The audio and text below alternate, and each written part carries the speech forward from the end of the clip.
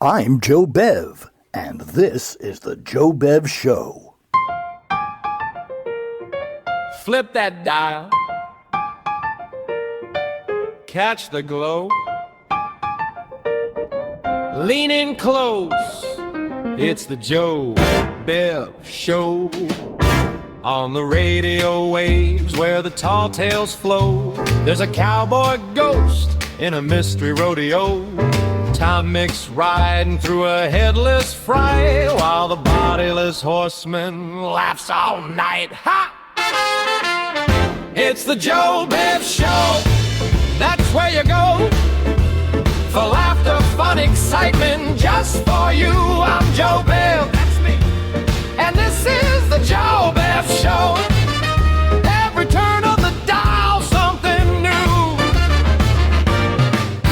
Then the spirits get funky in a creaky old room. Cartoon echoes shake up the gloom. Funky Phantom pops in with a giggle and twist, dropping fresh Cullenisms you can't resist.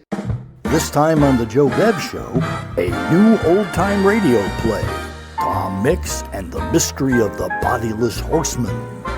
In our second segment, we'll have Hanna-Barbera's Funky Phantom getting spirited over some new Cullenisms by Cullen Pittman, and Daws Butler, Don Messick, and Doug Young in a remastered edition of Huckleberry Hound and the Ghost Ship. All that and more coming up on the Joe Bev Show. Oh yeah! Comedy, drama, and a cartoon crew. Who knows what happens when they all come through? It's the Joe Bev Show. That's where you go for laughter, fun, excitement, just for you. I'm Joe Bev, your host, and this is the Joe Bev Show. Step inside, let the stories pull you through.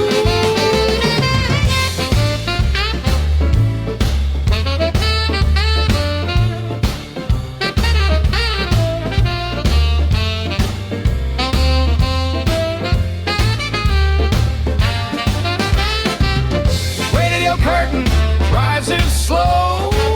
You hear a whisper, ready for the show. Voices tumble like a late night dream. Then the band jumps in with a velvet scream. Hey, it's the Joe Bev Show. That's where you go for laughter, fun, excitement, just for you. I'm Joe Bev, and baby, this is the Joe Bev Show. Tom Mix, Funky Phantom, all in view. Twist that knob, but before you go, remember the name, the Joe Bev Show. I'm Joe Bev. One more time, this is the Joe Bev Show.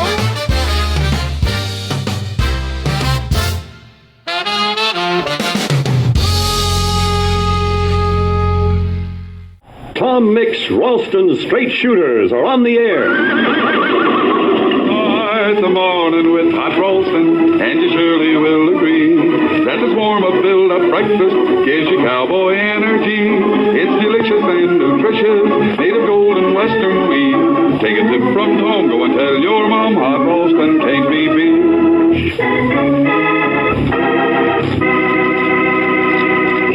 Tom Mix and Wrangler were riding back to the TM bar from the Grange meeting in Dobie. Tom was on his sorrel mount, Tony, his broad-brimmed Tom Mix Stetson shadowing his hawk-like features from the bright moonlight. Wearing his red Eldorado shirt with its oval of pearl buttons, his fitted riding breeches, and tooled leather boots. The old Wrangler rode beside him on his yellow Palomino, Comanche, in his brown hat, white shirt, black vest, and faded Levi's. There was a cool wind off the desert as they started the turn around the Last Chance Rock. A soft whinny came from the other side of the rock. "Somebody's waiting for us, Tom." Wrangler's hand went for his six-gun. "The horse is standing," Tom said. "Could be the rider is just rolling a smoke." The older man sniffed. "He ain't lit it yet." Let's see if he needs a match. Tom touched Tony's flanks, and they moved through the shadow of the rock to make the turn. Both men reined up their mounts. The scene before them was certainly nothing they expected to see. I see him, Tom, but I don't see him. There was a rider on a black horse, or at least part of a rider. A pearl gray Stetson hung in the air above empty space, and two light tan gloves held the reins, resting on the saddle horn. Good evening, gentlemen, said the voice coming from the black horse. Wonderful moonlight night, isn't it? Is this appearance of yours some kind of an elaborate joke? Tom asked. I'm not joking, the voice said. I'm very serious.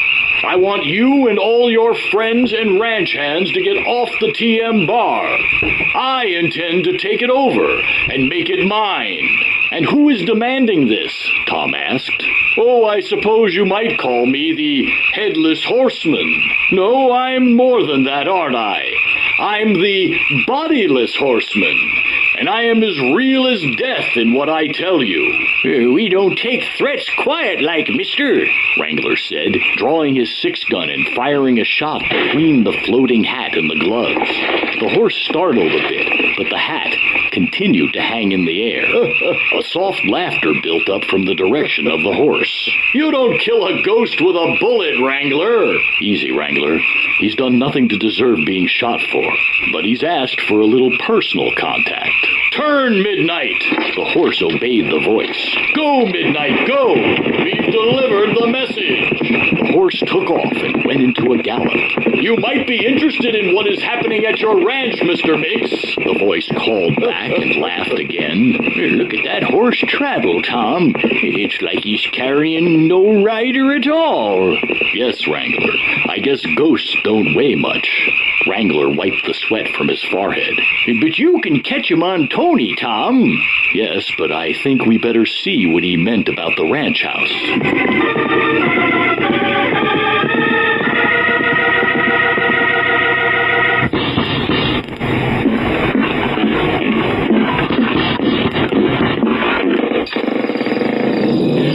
Wash opened the front door of the ranch house in answer to the unrelenting knocking. The thin-faced man in the Eastern business suit said, This is the ranch house of the TM Bar Ranch, owned by Tom Mix?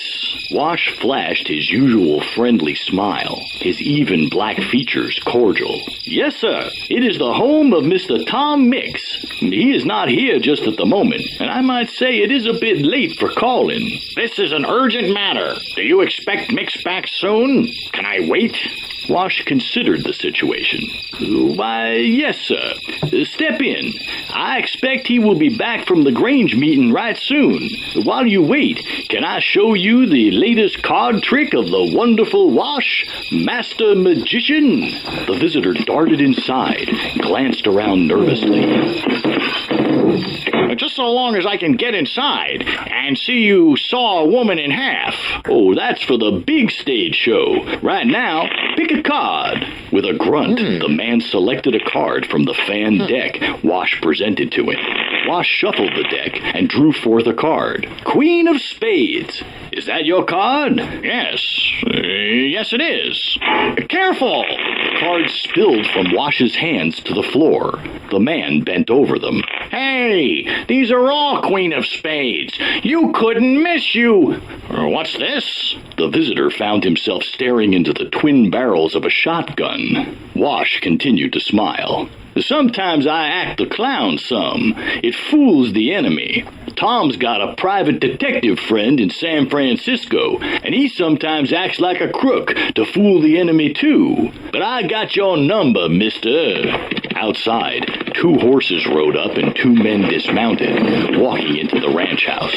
Tom Mix said, I suppose you have a good reason for holding that shotgun on this man, Wash? I sure do. A good cook has got to have a good nose, and this feller just reeks of gunpowder. Wrangler searched the man. Here it is, Tom. Some kind of bomb in his side pocket. Tom nodded. Not big enough to blow up the place, but big enough to start start a fire to burn down the ranch house. Wash, phone Sheriff Mike Shaw at the Dobie jail to come get this fellow. Mike's sleeping on a cot in the back until we get that room for him here fixed up. You can put the shotgun down. Yes, sir. Tom smiled his knife-blade-thin smile. And next time, Wash, you better put some shells in that gun. Oh, shells. Yes, sir. Our phone. The visitor smiled without humor. That little fire might have worried you a little bit, but the fire up on Magic Mesa is going to be a whole lot bigger problem for you, Mix. Wrangler went to the window. Tom, he's right. You can see a big fire along the timberline up there on the mesa. Great guns. That fire will spread quickly onto Ravenhead Reservation. Those little lumber cabins of theirs won't last long in a blaze like that. The man smiled. Wrangler gasped. Tom, they planned it that way. This Sidewinder and others that must have been working with him. But why would they want to endanger those harmless Indians? Because that's the way the horseman wants it, the intruder said. This is the first time I ever heard of a gang of crooks taking orders from a ghost, Tom Mix said. Well, take my word, this isn't the last you've heard of the Bodiless Horseman.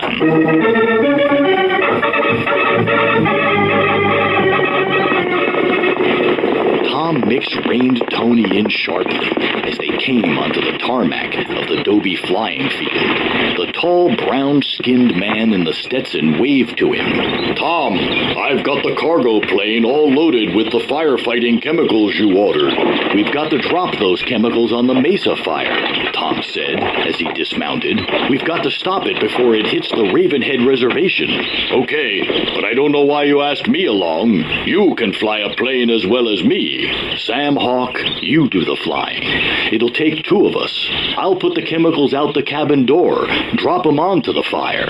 Someday they will have bombers that drop chemicals onto fires through bomb bays, but we aren't there yet. A smile split Sam Hawk's Native American features. Okay, you drop them, I'll fly them.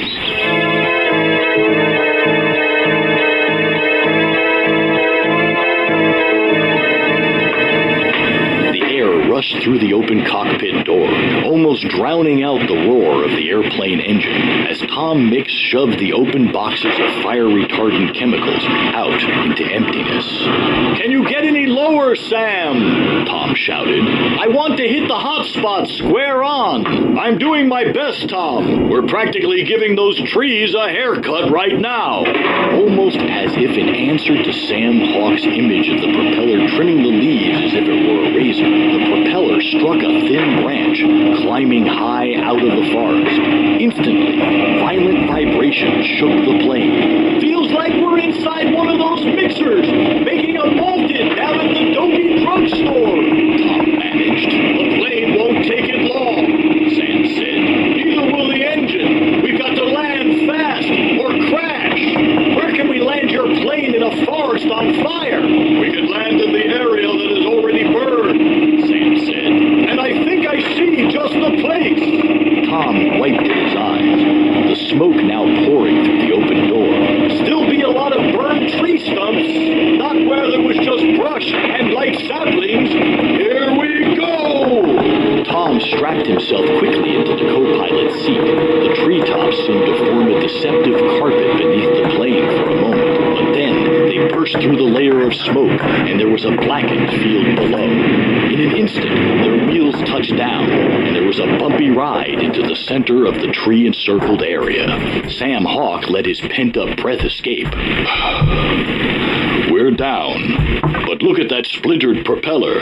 We can never take off with that. At least we're safe for the moment. The face of Tom Mix was grim, but not safe for long. We're surrounded by trees that haven't burned yet. I think we've stopped the fire from advancing on the Ravenhead Nation, but even though there is nothing left to burn here, when those surrounding trees go, they will create a firestorm that will suck all the air out of here and leave us in the middle of an inferno of heat.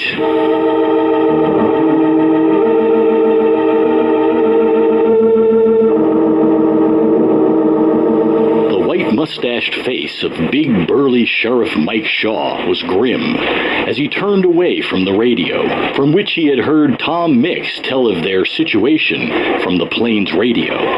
Mike's expression was mirrored in the face of the tall, wrangly blonde cowboy who stood behind the chair of the lawman. Pecos said, "Sheriff Mike, we can't just leave Tom and Sam there to die in the plane." "What can we do, Pecos? Airplanes ain't as common as tumbleweeds in these parts. Sam had the only plane in 100 miles of Dobie. And anyway, no plane could get in there now that the fire is worse." Pecos looked thoughtful. He usually left the hard thinking to Tom, but now he had to try and be like Tom, to think it through the way he would. "Maybe a plane couldn't, but maybe a horse could." Sheriff Mike shook his gray head. No, Pecos. No horse could sashay through that." "One horse could. Tom's horse. Tony. Tony will let me ride him. He knows Tom's my partner." "Tom's as much my partner as your'n." "Mike, Tom Mix is the partner of everybody on this earth who believes in giving the other feller an even break, who believes in being a straight shooter. But we got no time to argue about that." Mike shook his head. No, you're dead center on the mark, Pecos. But what good could you do riding Tony in there? You'd just get your own self stuck." "I'm trying to think like Tom," Pecos said. "Now, what's wrong with their plane? A busted propeller. I've seen them things over at Sam's flying field. If I could get one of those things, strap it on to Tony, and ride in there." Sheriff Mike Shaw's face remained sober. "Tom would never ask you to do such a thing. He also might not want you to risk Tony. But if Tony himself knew he was helping save Tom's life, he would take cards on the deal.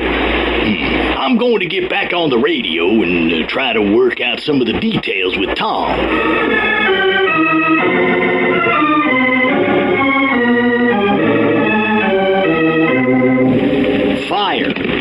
Fire everywhere. Burning trees, burning limbs, burning shrubs.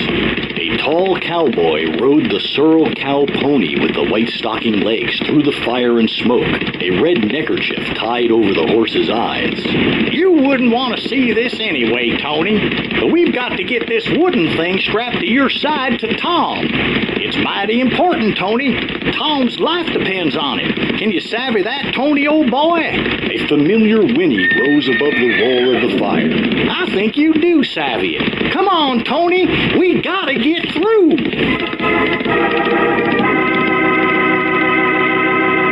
Tom Mix and Hawk stood beside the downed plane, covered by an ever-deepening cloud of smoke.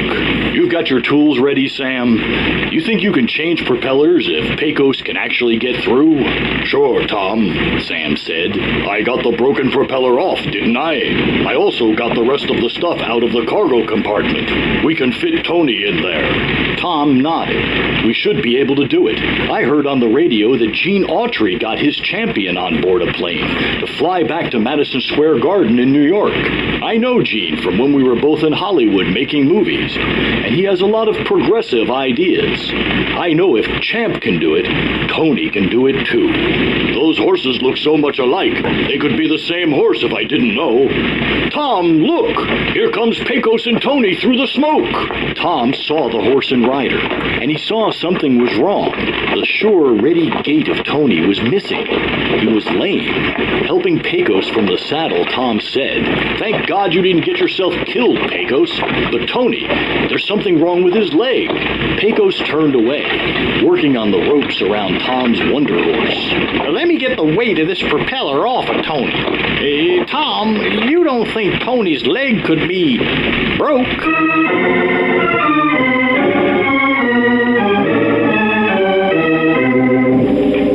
Wrangler paced the living room of the TM Bar Ranch House As Tom Mix's young ward, Jane, sat in a chair near the console radio that played faintly in the background with moody western music of the plains and desert.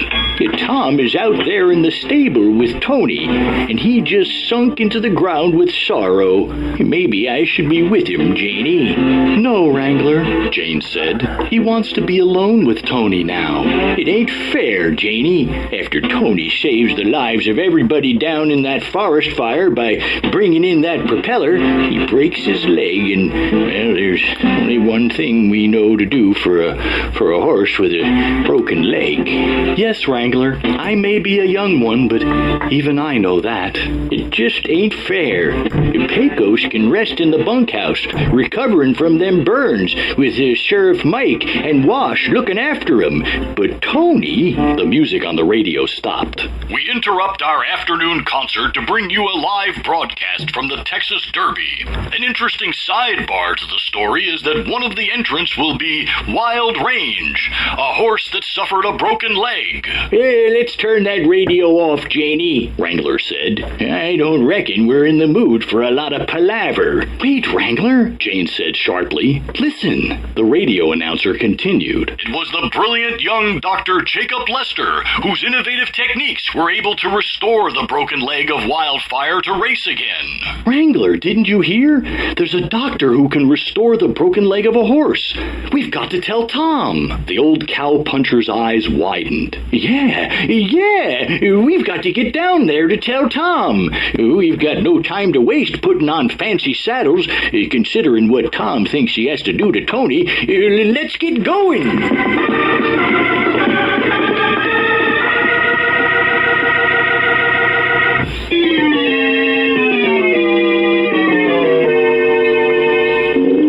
Tom Mix stood beside Tony, who lay on his side and whinnied softly as Tom patted his neck. Doc Green is a people doctor, Tony, but he gave you something to kill the pain for a while. Tom took something from his pocket. Remember this, Tony? A silver bullet given us for first prize at the Dobie Rodeo by our friend, the Masked Man. He's been fighting for law and order since the turn of the century, but 30 years later, he is still a fine-looking man. You can see enough of his face to know he is kind and strong. He may not be here with us at the TM bar, but he's a real straight shooter. Nice of him to give us one of his silver bullets. Tony? The injured horse snorted quiet. It was you who deserved the prize, Tony, Tom went on. It was you who rode down the steers, let me get a rope on them, and then stopped on a dime to let me haul them down. It was you who won the race. It was you. But it's always been you, Tony. You warned me in time when Bull Haggerty was fixing to ambush me from that stand of rocks. I was able to wing him just in time. And that time we got caught out on the desert, any other horse or man would have given up when our water ran out.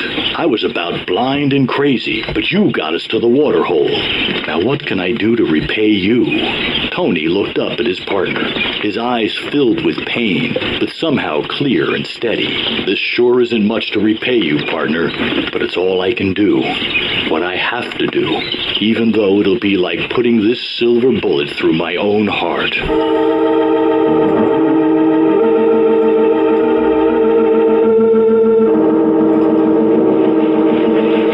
Cowpuncher and the young girl ran along the path to the stable. Oh, Wrangler, we just have to get there in time, Jane gasped. Maybe Tom can hear us from here, Janie. Let's give him a holler. At that moment, a gunshot split the early evening air. Oh, no, Jane said. Let's get down there, Janie. The two no longer hurried, but went on grimly. When they entered the stable, Tony lifted his head and gave them a friendly whinny. Tom, you didn't, Jane began. I tried, Janie, Tom said. I tried to aim true, but I couldn't see him so clear. Wrangler pushed his Stetson back on his head. Thunderation! The first shot I ever knew Tom Mix to miss. Jane grabbed Tom's arm. Tom, you've got to listen. We just heard on the radio. There's a doctor who can fix a horse's broken leg, make him well enough to race again. We've got to get that doctor. We can pay him. I can sell that gold mine I inherited. Don't worry, Tom said. We'll talk to him. We'll get him. We'll pay him. Tony will race over this range again.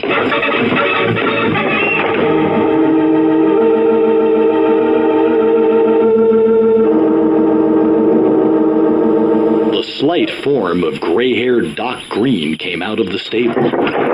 Don't worry, Tom, the medicine man said. I can keep Tony quiet, out of pain until Dr. Lester gets here. You say you arranged everything by phone? That's right, Doc, Tom said. Lester said he will be here in the morning. His treatment will take about 6 weeks, but after that, Tony will be as good as new. Well, that's fine, Doc said. Now I better get over to the bunkhouse and see how Pecos Williams is getting along. Oh, it looks like Wrangler's coming back from there. Wrangler came up to join them. I just told Pecos the good news about Tony. That perked him right up. The three men looked up at the clatter of hoofbeats, and two of them saw again the fantastic sight of the Bodiless Horseman. And Doc Green got his first look at the horse carrying only a hat floating in the air and two gloved hands on the saddle. Whoa, Midnight, came the voice. Have you made arrangements to leave the TM bar yet, Tom Mix? Something worse could happen to that horse of yours. To your friends. Not if I stop you first, hombre. Tom pulled one of his guns. Wrangler was not very effective with gunfire against a ghost, the voice boomed. Maybe he didn't shoot you enough. Tom blazed away, laying 6 shots in a row across the empty saddle beneath the floating hat. Suddenly, the hat no longer floated. It fell to the ground. Wrangler let out a yippee. Yippee! You did it, Tom! You shot that invisible man right out of his saddle. But his hands are still on the saddle horn, holding the reins. At least his empty gloves are there, Tom said. Check that hat. I think you'll find a stiff wire attached to it, holding it above the saddle. One shot wouldn't get it, except by chance, but I fired enough that one bullet cut the wire. Turn, Midnight! Go! Go! Came the voice of the horseman. He's still speaking, Tom, Doc Green observed. That's the two-way radio in the horse's saddlebags, Doc, Tom explained. He could talk to us and give orders to the horse. That's one of the first things I noticed, how he told the horse what to do. Wrangler looked around. He's got to be close by, I reckon. Tom pulled the Winchester from the scabbard of Wrangler's horse, Comanche. He aimed carefully and fired twice.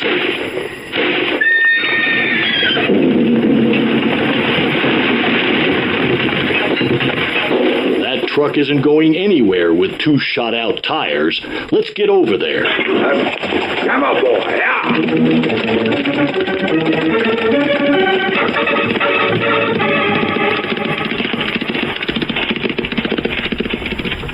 The man who was the voice of the invisible horseman gave up without a fight. He was an old enemy. At one time, he had simply called himself the Big Boss. Why did you want the TM bar, Arthur Hearn? Tom asked, giving him his real name. I had a deal. This place would be perfect to make films for something new coming in. Television.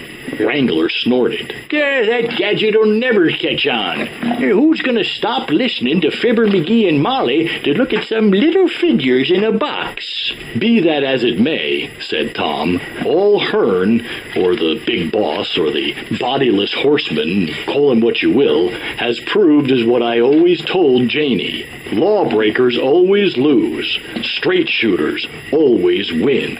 It pays to shoot straight.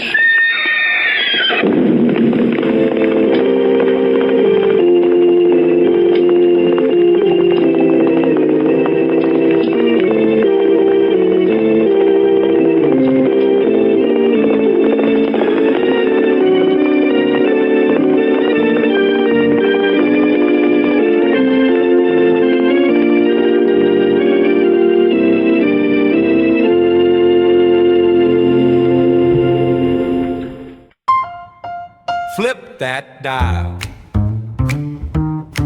Catch the glow. Lean in close. It's the Joe Bev Show. On the radio waves where the tall tales flow, there's a cowboy ghost in a mystery rodeo. Tom Mix riding through a headless fright, while the bodiless horseman laughs all night. Ha! It's the Joe Bev Show. That's where you go for laughter, fun, excitement, just for you. I'm Joe Bev, that's me, and this is the Joe Bev Show. Every turn of the dial, something new. Then the spirits get funky in a creaky old room. Cartoon echoes shake up the gloom. Funky phantom pops in with a giggle and twist, dropping fresh Cullenisms you can't resist. Oh yeah, comedy, drama, and a cartoon crew. Who knows what happens when they all come through? It's the Joe Bev Show. That's where you go for laughter, fun, excitement, just for you. I'm Joe Bev, your host, and this is the Joe Bev Show. Step inside, let the stories pull you through.